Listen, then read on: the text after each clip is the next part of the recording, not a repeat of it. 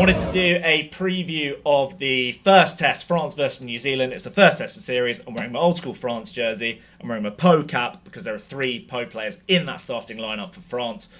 But I guess the big question for everyone is, are France weak? How weak is this France side? Well, we'll come on to it, but I think yes and no is the answer to that question. They are obviously not as strong as they could be. They are missing, I think, 18 out of the 23 in that Scotland game in the Six Nations were from either Toulouse or Bordeaux, and therefore aren't available for this game. But there are some very, very talented players in there. High level, what are the strengths and weaknesses? We'll come on to the individual players in a bit.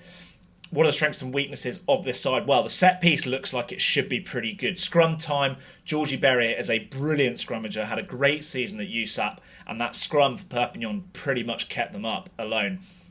Rabah Slimani at tight head, plenty of experience, and we know how well regarded he is as a scrummager. Gaetan Barlow is a real nuts and bolts type hooker in there as well. The line-out options are fantastic across the squad. All 5 of that back 5 of the pack are jumpers. Oradu will probably run the line out. Tisserand will take a lot of ball. He's a real athlete. And the back 3 is really exciting to see. Atisogbe at 15. He's normally a winger. We love him. We are heads of the Atisogbe's, the Teo Atisogbe fan club. He's a fantastic player. Great under the high ball. Really like Aussie rule style catching, which is really cool to see. It's risky, but it's thrilling, and he's electric with his feet. He can create something from nothing. He will be the main attacking threat. I reckon Tom Spring has brilliant feet as well. He makes his debut. Gabin Villiers back on the left wing, give it a bit of experience. We're a little bit undecided on how they'll go defensively. Gael Fickou, probably the only kind of first choice starter in the whole 15, in the whole 23, and even he might not be first choice these days. He brings experience, quite a wily defender, but it's a step up, isn't it, to kind of take on New Zealand, even with Rico Ioane really on the wing, and Billy Proctor at 13. You know, Billy Proctor has already been capped. He's still a very talented player, and also it's defending against that All Blacks back line with Barrett at 10 and Barrett at 12 as well. You know, there's so many threats there. So for Gaetan to be defending at 13, he's got to get that right. Issues, there's a bit of a lack of a jackal threat, we reckon. There's no real jackalers across the team. There's a lot on Gabin Villiers on the left wing to provide a lot of jackal threat. On that, Fisher is probably going to have to do a lot of it. A little bit from like Junot when he comes on maybe. Bougarit off the bench will give a proper jackal threat. He's a really good jackler in and around, and really dynamic hooker. Other possible weaknesses is there's a lack of X factor in that pack generally. The kind of dynamism in the ball carriers. So they're very good, solid set piece guys, and then Fisher and Tisserand on the flanks are kind of very athletic flankers, but they're not powerful. Michael Guillard, normally quite often a second row, has played a lot at number 8. Was brilliant in that France A versus England A game. Really physical ball carrier. He's basically the only one bringing loads of genuine dynamism in the carry in that pack, which is a bit of a worry, we reckon. Oradu, fantastic work rate. Tyler Duguay is going to have to bring some carrying as well. Other than that, they kind of lack a bit of physicality, which is interesting with New Zealand going for Tupou Vaa'i at 6 as well. And France have gone 6-2 as well. So they will have a bit of dynamism off the bench with Bougarit and Cameron Waki. Raymond Taufifenua is a huge ball carrier. Paul Malez is a pretty good ball carrier as well. So there is a little bit off the bench that France can change the picture with, but generally perhaps lacking a bit of dynamism. I think that could be where the game is won and lost. They might not be able to get over the gain line quite as much as France are used to in these scenarios. A load of debutants as well, so we'll run through them, but Georgie Berrier, Tyler Duguay, Alexandre Fisher, Joris Segons and Max Spring, and then a couple of uncapped players on the bench in Paul Malez, Jaco van Tonder and Regis Montagna at tight head. So, 1 to 15, what do we need to know about these players? Well, Georgie Berrier, Georgian born, plays for Perpignan, fantastic scrummager, really good scrummager. That scrum at Perpignan has basically kept them up this year. Gaetan Barlow at hooker from Cast, moving to Bordeaux, brilliant set piece, nuts and bolts hooker, so great line out. Really good scrummager, good work rate around the park. Just kind of a bit of an old school hooker, not too many bells and whistles as we're kind of used to seeing from, well, all hookers worldwide, but especially the French hookers. Rabah Slimani, we know all about him, 35 years old, brilliant scrummager, destructive scrummager. That could be key. That if they can get the edge at scrum time, that could be an area for France to target the All Blacks, but obviously he's not offering much around the park these days. Hugo Oradu, still really, really young, 21, 22, I think. From Poe, my boys, section Poe was, he will run the line out, brilliant line out technician, brilliant line out athlete. Still a little bit lightweight for an international second row, possibly. Again, an area that France might struggle in this game, but he can run the line out. Great engine. Tyler Duguay, Canadian-born, but he's been in France for years. He's a kind of gritty, kind of tight headlock, as you'd expect. Kind of brings a bit of bulk and a bit of physicality. He's going to have to bring a bit of feistiness and spite, which we have seen at Montpellier this season. Alexandre Fischer at 6. From Clermont, he was kind of a bright young thing when the kind of old Clermont team was kind of, that really, really good team was kind of coming to the end of the end of its cycle. Fischer was cited as one of the players that was going to kind of be the new generation. It's taken him a while to get back to kind of a good level again, I'd say. But brilliant work rate, good on the floor, so he'll be key at the breakdown. Opposite on the open side flank, Kylian Tisserand, probably more of a traditional 6, I'd say. He's the kind of athlete round the park, brilliant line out forward. He gets up so easily, and he'll play that kind of classic French 7 role of just being a real athlete. Great work rate. Mikel Guillard, as I said, he is the X-Factor player in that pack. From Lyon, he's had a great season. He's really impressive off the bench for France a number of times, both in the autumn internationals and in the Six Nations. He was great off the bench against New Zealand in that game at Paris that we were at. Normally does play second row though. He started his career as a number 8. He's still got the dynamism. It's great to see him carrying. He's a fantastic carrier. Definitely one to look out for from us. Nolan Le Garrec at 9 at Racing alongside Owen Farrell. Yes, we won't talk about him anymore. And Dan Lancaster at Racing. But Nolan Le Garrec was far and away Racing's best player all season. Creative spark, kick goals, loads of tries, loads of pace, just a bit of a nuisance as well. We've seen him before.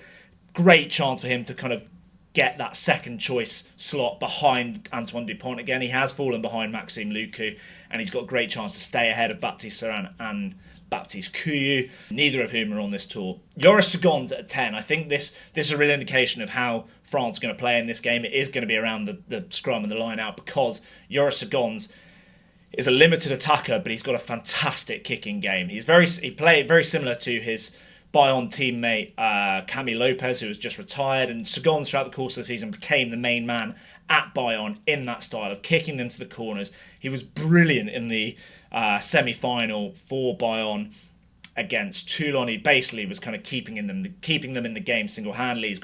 He can kick goals from range. He'll kick long-range drop goals as well. Long boot. Not the best defender, not the best attacker ball in hand himself, but be interesting to see how he gets that back line firing, because at 12 we've got Gaël Fickou. We know about him. He'll be in and around the rucks. Not always the best kind of, or the most unselfish passer, but if he is offloading and getting over the gain line, we know how brilliant that can be. I think Gaël Fickou defensively is going to be so key as well, because it's a pretty inexperienced back line that will need a lot of help defensively. Gaetan from Poe, my boys, brilliant try scorer. I think it's 11 tries in 17 games in the top 14 this season, which he had a few injuries as well throughout the season. Scored a couple for France this season as well. We've seen bits of him in a France jersey, but we haven't quite seen him let rip. Brilliant attacker, just a Rolls Royce of a player. Runs great lines, kind of that Conrad Smith style defender as well. As doesn't look the most physical, but he'll scrag them.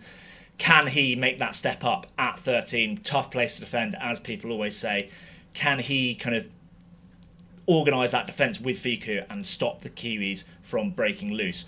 On the left wing, we've got Gabin Villiers, brilliant jackler, just kind of a great all-round winger. Not necessarily the biggest threat from a try-scoring perspective, but does the basics really, really well. So good under the high ball, really good on kick chase, really genuinely a good jackler, and he will be a key part of their jackal threat in this game. Tom Spring on the right wing makes his debut. His brother Max has also played for France. He's a little bit older. He plays at Racing. But Tom Spring, another Bayonne player. Brilliant feet. Electric runner. Played a bit of fullback, so he's pretty good on the high ball. Good kicking game as well. So two genuine all-rounders on those wings for France, which will be key. I think, New Zealand do kick quite a lot, and they will challenge them under the high ball.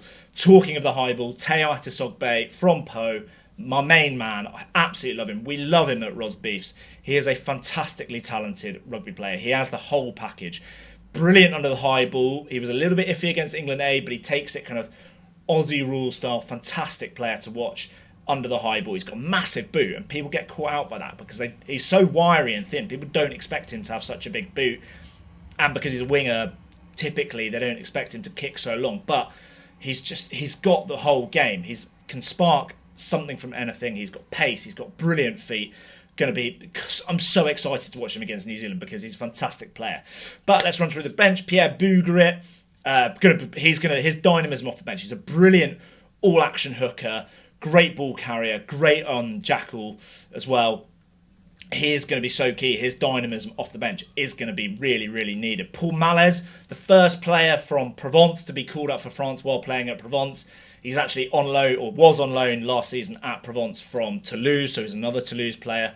And he plays like a Toulouse loose head prop or tight head prop. He's played a bit of both this season, but he's kind of looks to run it. He's a good ball carrier. He can jackal as well.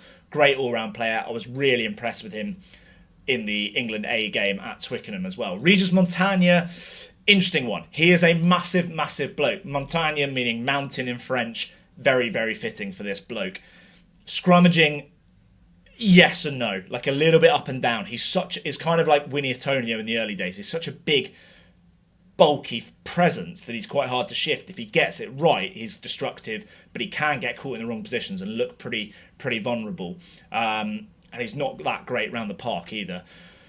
But great around the park is that back row, is the kind of reserve forward, the other reserve forward. So Romain Taufifenua, his ball carrying off the bench, his offloading game, one of the best impact subs in world rugby. Discipline not always at its best though.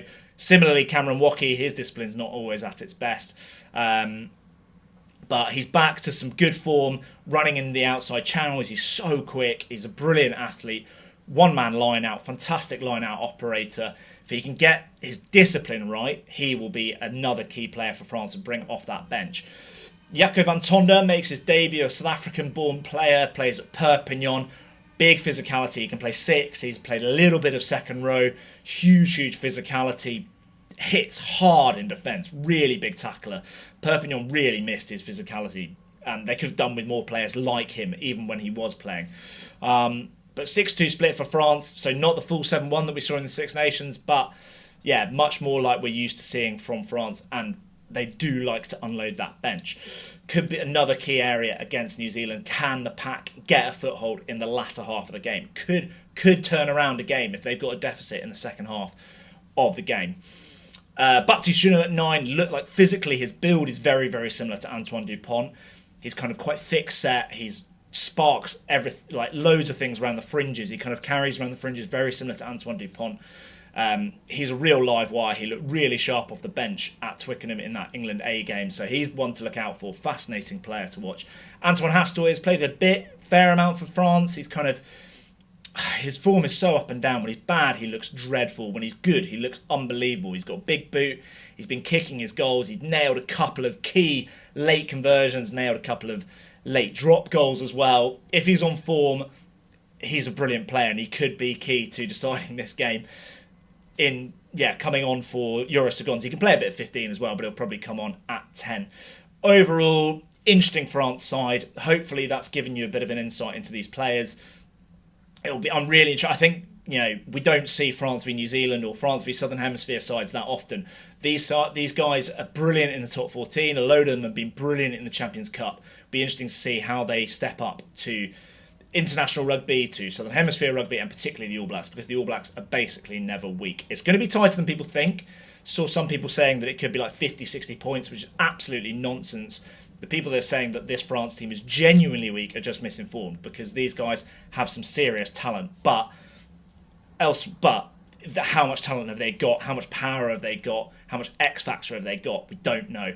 Watch out for Atis Ogbe. Watch out for Mikel Gouillard. They are our two fan favourites here at Ros Beefs. Remember to get in touch with us if you want to know more. Follow us and listen to the podcast if you want more French rugby.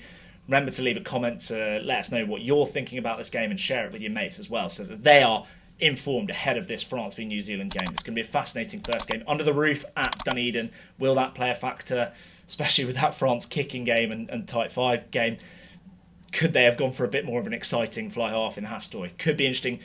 I think the first half could look very, very different to the second half. But let us know what you think. Remember to subscribe while you're at it as well.